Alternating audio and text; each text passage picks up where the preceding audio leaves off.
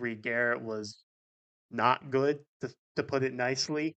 And then Phil Maton, he did technically allowed to go ahead run the score and inherited runner, but he did pitch an inning and two-thirds scoreless on his line, so that's obviously nice. But I think the big talking points in this are Reed Garrett in tight games, and then what the Mets did in the bottom of the ninth, which we will get to. I think we should start with Reed Garrett because obviously had the very nice April, and then after that, it's been bad. It's been very bad with Reed Garrett, and we know he's coming off an injury, uh, so he's working his way back. You could say technically, but even his rehab outings weren't very productive per se, I guess.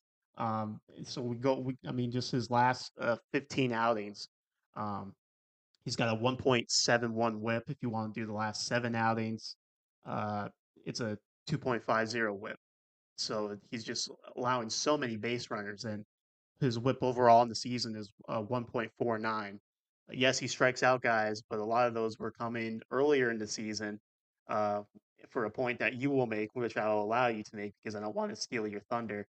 Uh, but people are not fooled by Reed Garrett now.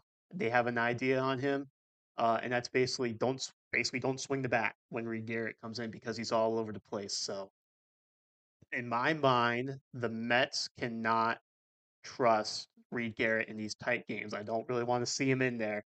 And back in April, I said, well, maybe I was wrong about Reed Garrett. Maybe Jeremy Hefner has turned things around for him. We have those clips.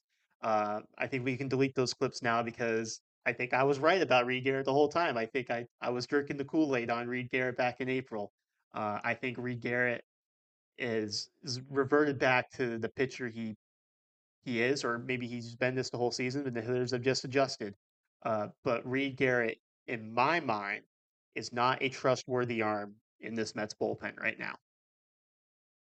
Uh, Partly, I agree. I think we did see that Reed Garrett altered his way of pitching. It altered not necessarily his arsenal, but his pitch usage early in the season, and definitely worked. And he was tremendous in April. Um, but yes, he adjusted from last year having a meh year to having a good start of the year. With a new way of using his pitches, which definitely worked early on.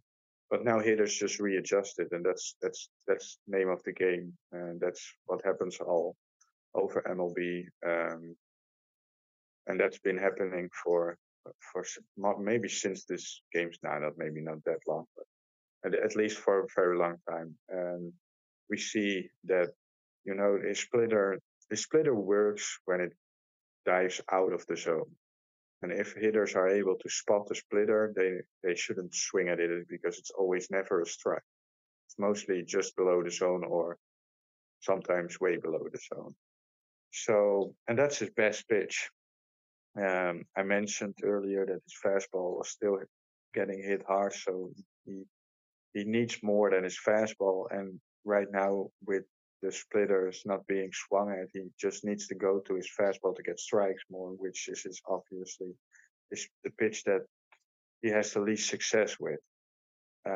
So what he's trying to do, and he had a good outing before this outing where he struck out the side, by the way, but what he's trying to do is um, still, getting hitters to chase, and that's why he allows 3 walks because the hitters didn't chase. If hitters don't chase, I think Reed Garrett's just having a tough time. And the more they see Garrett and the more they get to know Garrett, the more they probably know that you have to be patient with him. And I think that's just what's happening. And yes, you were right in April, blah, blah, blah. I did say in April that I think he reinvented himself. I still think he did. But I also said that we have to see it for a longer period than just April. And yeah, like you mentioned, the numbers, I think the overall numbers maybe are still fine, but considering his April was so good, it's probably not that great after April. Especially the whip is not that good after April.